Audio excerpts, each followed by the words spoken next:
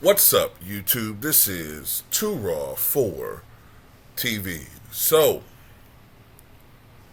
you may have heard about this by now, this news, and that is that Silas of the Houston Rockets has been fired by the Rockets after 3 years as head coach. They declined to pick up on his fourth year option. I'll put a link to this article in the pinned comment in the comments section below.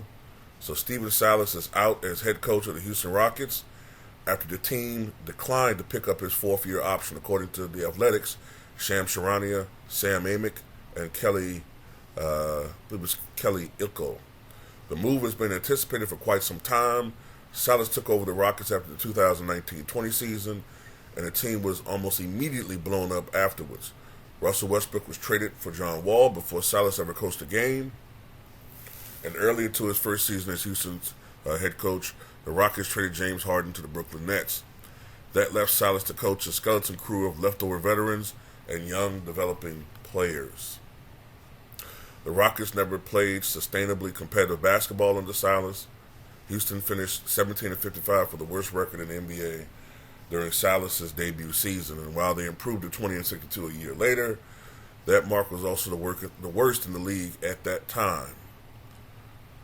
The Rockets won't have the NBA's worst record this season, as this dubious honor will belong to the Detroit Pistons. But at 22-60, they weren't much better.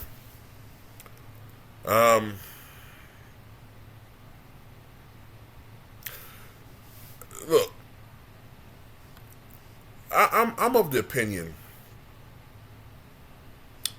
that a lot of black coaches ultimately are put in impossible situations. They are. And I'm going to tell you what I believe. This is my personal belief, okay? Because I'm always trying to, I've learned now that unless you have certain viewpoints, when you're certain people on YouTube, you can't really, express your views. I'll put you like this. But I'm just going to say, I think black coaches get a disservice, and I'll tell you why. Oftentimes, they're put in impossible situations, and they're expected to win when other coaches are rationalized by others as, well, look at the talent they have. I mean, you can't expect Billy Donovan to win with this team. I mean, you got to give them time. Where with black coaches, it's generally looked at as, look, you give them opportunities and they don't win. You look at the team that they're coaching, and there's really no talent. And like I said, they're just always put in these impossible situations. Or, when they do win, they don't get the credit that they really truly deserve. Like, I still don't understand why Mike Brown, who I think is the runaway coach of the year, doesn't get that buzz. He doesn't get the buzz that, say, Luke Walton was getting when he was filling in for Steve Kerr. And by the way, isn't it interesting that the Warriors don't look the same since they lost Mike Brown off their coaching crew? But anyway, I just wish him the best, Stephen Silas. And another situation I want to bring up is Nate McMillan. Nate McMillan just took the Atlanta Hawks to the Eastern Conference Finals back in the 2020-21 season. And if you recall in that series, Trae Young sprained his ankle. And I believe in the game that he played after he sprained his ankle, the first full game, the Hawks won that game. I think it was game 4, wasn't it? Wasn't it game 4 that they won? And I think that tied the series at 2. Because I think that's the same game. But memory serves me correctly, I could be wrong.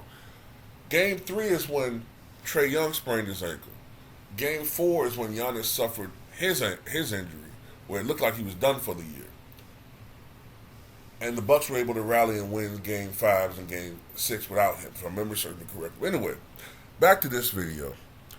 I just hope that Stephen Silas gets another opportunity, but a real opportunity. I'm not saying they have to coach a championship team, but, I just don't like the microscope that sometimes black coaches are under. Billy Donovan.